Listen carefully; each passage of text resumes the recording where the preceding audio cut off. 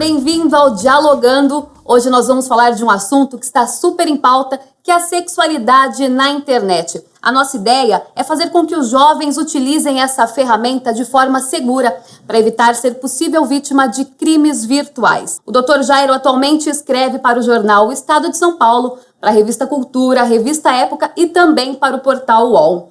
Dr. Jairo, muito obrigada por aceitar o nosso convite. E para começar esse nosso bate-papo, eu gostaria que a gente fizesse um comparativo das gerações. A geração atual e as gerações dos nossos pais. A gente percebe que existe um abismo gigantesco no que se refere à liberdade para falar sobre sexo. O senhor acha que esse assunto já não é mais um tabu entre as famílias ou que elas estão mais dispostas a falar sobre esse tema?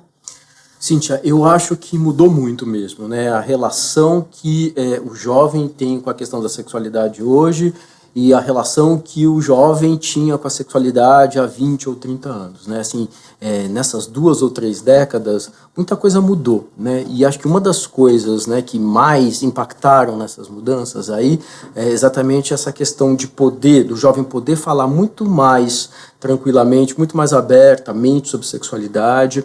Agora, isso não significa dizer que é fácil na casa de todo mundo, né? Não é.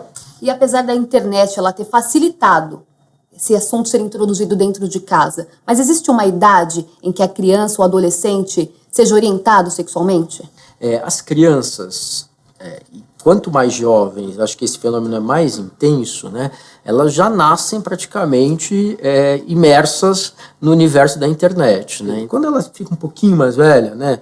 Nessa fase que a gente chama de pré-adolescência, de 8, 9, 10 anos, né, ela já está muito mais ligada em tudo que está acontecendo. Às vezes esbarra na internet numa série de informações e muitas vezes de informações ou de imagens que estão muito aquém do que ela pode entender naquele momento. Você acha que talvez o pai não deveria esperar o filho ir atrás de informação, ele deveria introduzir isso antes? Da mesma forma que a gente conversa com o filho sobre início de vida sexual, sobre consumo de álcool, sobre violência, segurança, a gente também tem que falar sobre o uso de internet. Ao invés de tentar monitorar, cercear, controlar, não é melhor a gente alertar sobre os riscos, a gente conversar sobre quais são os problemas que podem aparecer, e aí você capacita, você treina, você desenvolve no teu filho, nos teus filhos, essa habilidade. Doutor, e quando isso já aconteceu? Esse conteúdo já foi introduzido, uma criança e um jovem já viu isso, o que os pais devem fazer? Nesse caso específico, acho que a gente corre um pouquinho atrás do prejuízo,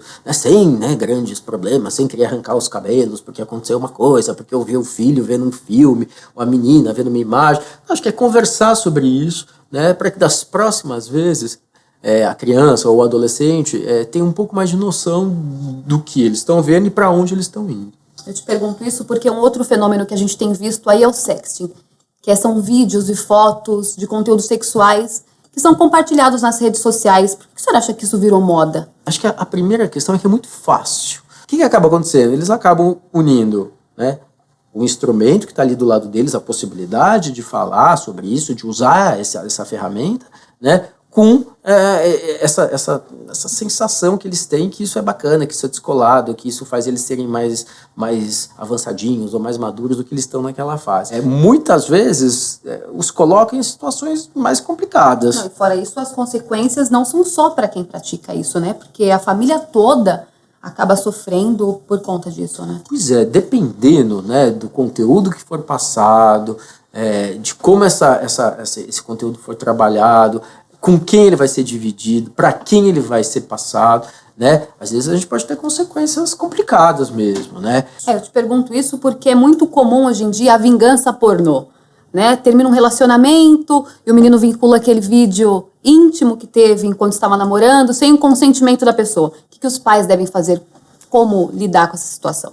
Na verdade, a gente devia ter pensado nisso antes. Assim, por que eu vou me expor, né, na internet, até para o meu namorado, para minha namorada, se eu sei que eventualmente essas imagens podem vazar por aí, podem sair por aí sem o meu controle. Agora, se vazou, se aconteceu, acho que de novo, pai e mãe, né, tem que estar junto, tem que estar ajudando para dividir esse peso, né, e evitar que coisas mais complicadas aconteçam. Eu te falo isso porque tem até um caso de Belo Horizonte que esse vídeo viralizou na internet, que foi a mãe punindo o filho por ele ter feito justamente isso, né? Dele ter gravado a namorada no momento íntimo. Como é que o senhor analisa esse caso? A violência, a agressão nunca é a melhor forma de se resolver nenhum conflito, nunca. Esse fenômeno da internet, esse momento da internet é muito curioso porque ele amplifica qualquer tipo de situação. Então, assim, uma chinelada que ficaria no privado, né, se torna pública. Todo mundo viu esse moleque apanhando da mãe, né? Todo mundo viu essa mãe batendo nesse filho. Eu acho que mostra pra gente, não só na situação da troca de conteúdo mais íntimo, da troca de conteúdo erótico, tomar muito cuidado com isso, né? Com essa possibilidade daquele momento íntimo se tornar um momento compartilhado com o mundo, com todo mundo, e de repente pode ficar para sempre, né? Difícil você apagar todos os rastros quando você está falando de internet. Doutor Jair, a internet nos dá um universo de possibilidades. Me cita um exemplo do que os pais podem fazer, aliás, não só os pais, né? Porque os responsáveis muitas vezes são o irmão mais velho, educadores, mas me cita alguma coisa concreta do que eles podem fazer no dia a dia. Eu acho que, por exemplo, é a história das viagens, né? Você está programando uma viagem, ou naquele momento você não tem dinheiro para fazer aquela viagem, né? Mas você quer mostrar um pouco daquilo para o teu filho, né? Você tem hoje tantas possibilidades, tantos programas, tantos aplicativos que você vai lá, você olha, você navega. Eu acho que são possibilidades de desenvolvimento de habilidades, né, para todo mundo. Para os mais jovens e para os mais velhos. É interessante falar dessa questão da escola, desse papel da escola. Porque a gente, voltando no assunto da sexualidade, um outro caso recente que foi a lista Top 10, né, que foi divulgada na internet, aconteceu em um monte de escola, que são listas feitas por garotos das meninas consideradas as mais vadias da escola. E essa lista foi circulando na internet e as consequências disso foram graves. Muitas deixaram de frequentar a escola, outras tentaram cometer suicídio. Que tipo de pessoas nós estamos formando? Algumas situações como essa que você está colocando demonstram assim, como que as pessoas em alguns momentos podem ter reações absurdas, comportamentos absolutamente inadequados, cruéis. Eu acho que isso tudo traz pra gente, né, primeiro uma questão que é anterior à questão da internet. A culpa não é da internet. A gente tem um problema, né, de discussão de gênero, a gente tem um problema de uma sociedade machista, patriarcal, em que é um poder diferente para o homem e para a mulher. Então isso tudo é anterior à internet. O que a internet faz? Ela amplifica. Aquilo ganha um espaço, uma dimensão gigantesca, a ponto da menina ficar tão desmoralizada que ela quer sair da escola, ou em algumas situações a menina até tenta, chega a situações dramáticas como até pensar ou praticar mesmo suicídio, mas o pai tem algumas dificuldades. Uma das dificuldades é trabalhar com a criança essa coisa do impacto, da amplitude e do tempo que isso vai durar. Até porque o jovem muito jovem não tem muita noção de tempo, né? Não tem muita experiência de vida. A gente fala das boas práticas, essa é uma má prática, né? Então, assim, usar isso como exemplo, eu acho que é bacana para você educar teu filho para o uso. E para a gente encerrar, o que os pais, professores e responsáveis devem fazer para orientar esse jovem a não agir de forma inconsequente na internet? Pai e mãe têm que educar o filho, né?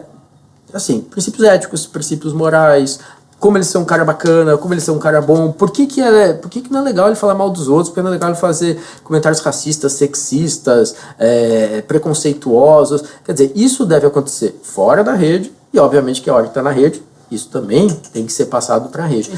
Mesmo que você tenha pouco tempo com teu filho, esse pouco tempo tem que ser um tempo vivido com qualidade, com intensidade. E aí, se eles estão tão ligados na internet, por que eu não aproveito a internet para me aproximar, para falar com ele, para construir uma relação de confiança e para mostrar para ele o que é legal e o que não é legal.